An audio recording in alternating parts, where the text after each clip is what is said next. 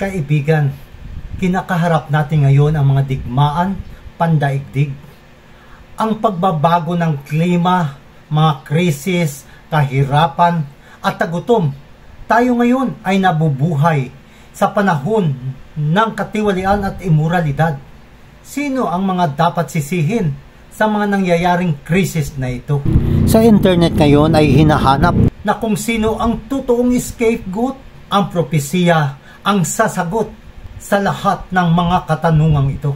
Malugod ko kayong tinatanggap, mga mahal kong kaibigan, dito sa channel ng VTD Media Ministry. Maaari po bang pakilike ang video na ito at i-share sa lahat ng ating mga kaibigan? At kung bago pa lang kayo sa channel na ito, maaari po bang paki-subscribe?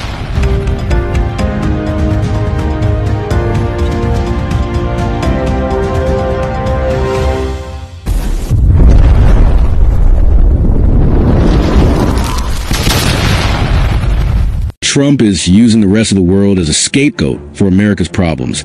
But it's not going to work, says best-selling French economist. April 8th, 2025. Jewish people fear scapegoating as Trump invokes anti-Semitism to justify crackdowns. April 10, 2025. New York Times says, why scapegoating works for Trump. It helps him explain away complex problems and pull a coalition. Is Donald Trump the scapegoat of Bible prophecy? Ang United Nations ay siyang responsable sa nangyayaring labanan sa Gaza at ang Israel ang tinuturong siyang scapegoat.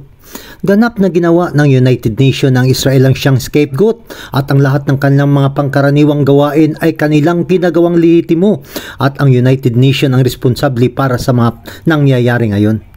Ayon sa Fox News, inakusahan ni Trump si Biden ng paggamit ng TikTok bilang scapegoat upang makagambala sa ugnayan ng pamilya sa China. Ayon kay Trump, halimbawa ang kanyang pamilya ay kasangkot sa mga pakikipagsapalaran sa mga negosyo ng China, ito ay magkakaroon ng wall-to-wall coverage ang media at nagkiklaim ng katiwalian. Sabi ng Firsting.com sa isang panayam kamakailan sa isang American magazine, inangkin ni Cardinal Fehr at sinabi na ilang mga pare at mga relihiyosong obispo sa Estados Unidos ay laban kay Pope Francis na parang siya ang scapegoat para sa lahat ng mga kabiguan ng simbahan at ng lipunan. Ang mga makapangyarihang tao katulad ni Elon Musk at King Charles ay palaging paboritong target ng masa. Si Bill Gates ba ang scapegoat na hinuhulaan ng Biblia? Forbes.com ay nagsasabi ang coronavirus crisis ay ang Rothschild. Si Bill Gates, nagsimula na ang paghanap ng scapegoat. Dito sa mundo ay laging ginagamit ang terminong scapegoat upang hanapin kung sino ang may pananagutan at sisihin sa mga naging mga pagkakamali o pagkakamali ng iba. Ang mga tao ay tila naghanap ng mga scapegoat para sisihin sa pagharap natin sa mga crisis. Nasaan na ba tayo ngayon? Kung sino ang sisihin sa lahat ng mga sakit at pagdurusa ng mundong ito? Si Satanas ay darating at ilalagay niya ang lahat ng maling akala at diversion upang itago ang kanyang totoong katapusan. Sa Apokalipsis 22:12, malapit na akong dumating, dala ko ang aking gantimpala para sa bawat isa ayon sa mga ginawa niya. Bago ibigay ni Kristo ang mga gantimpala para sa bawat tao, ay kailangan magkaroon muna ng isang paghuhukom upang matukoy kung ano ang mga gantimpala na ibibigay sa bawat tao.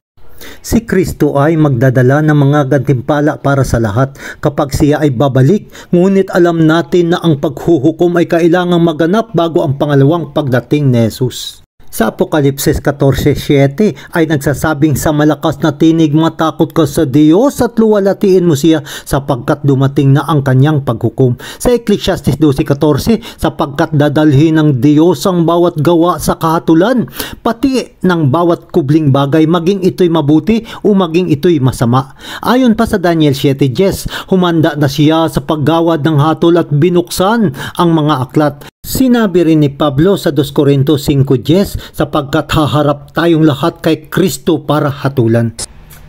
Ang layunin ng paghatol ay hindi na upang ipaalam sa Diyos, sapagkat ang Diyos ay alam ang lahat. Ang Diyos ay omniscient. Nais lang ng Diyos na ipahayag sa buong sansinukob ang tunay na nagsisisi at kung sino ang tunay na nagtitiwala kay Jesus. Hindi lamang sa mga naniniwala sa Kanya, kundi nagbago. At ito ay sa pamamagitan ng biyaya ay napadagumpayan ang kasalanan. Yaong mga inihayag ang pangalan ni Jesus ay iniligtas sa pamamagitan ng biyaya, sa pamamagitan ng pananampalataya sa Kanya.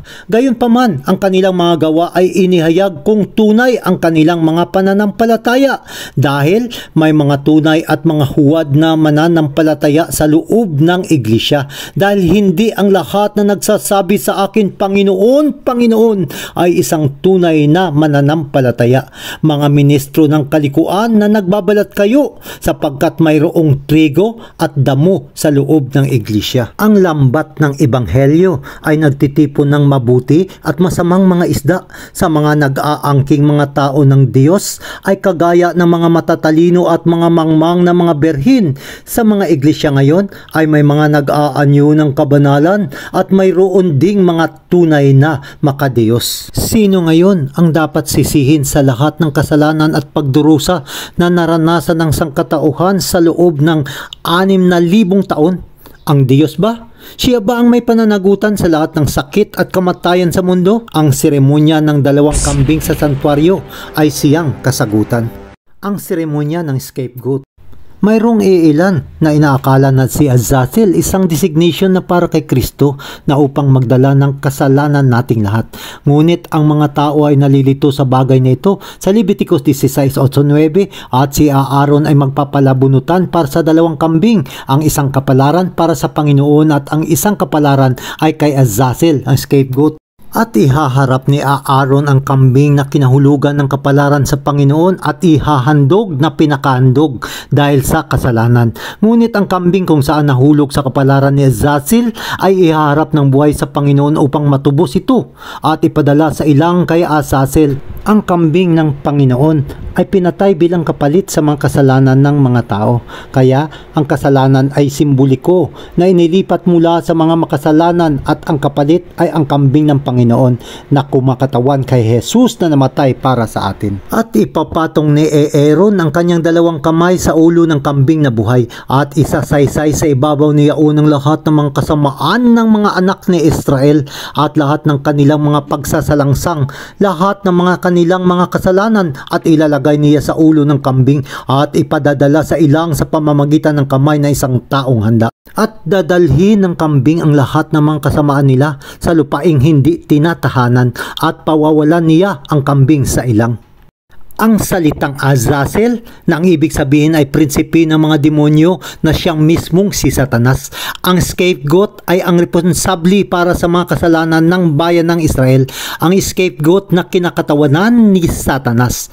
Si Jesus ay namatay para sa ating mga kasalanan at balang araw sa lalong madaling panahon ang Diyos ay ilalagay ang kasalanan mismo sa ulo ng nagpasimula nito na walang iba kundi si Satanas. Ang seremonya ng scapegoat sa santuaryo ay kumakatawan sa panahon ng milenyo sa pagkakulong ni Satanas ng 1,000 taon. Pagkatapos nito ay may nakita akong anghel na bumaba mula sa langit, may hawak siyang susi ng kailaliman at may malaking siyang tanikala at sinunggaban niya ang dragon ng matandang ahas na siyang Diablo at Satanas at ginapo siya ng 1,000 taon. Nakita ni Propeta Jeremias ang nangyari sa mundo sa loob ng 1,000 taon.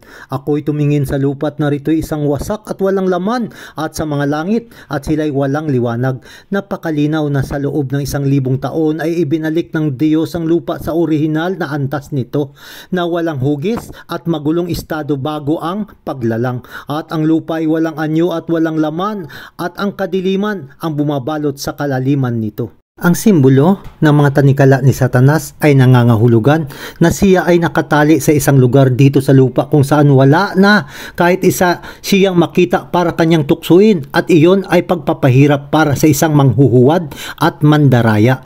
At ilalagay ng Diyos ang lahat ng paninisi sa Diablo na handang hatulan at alam nito na ang kanyang oras ay maikli na.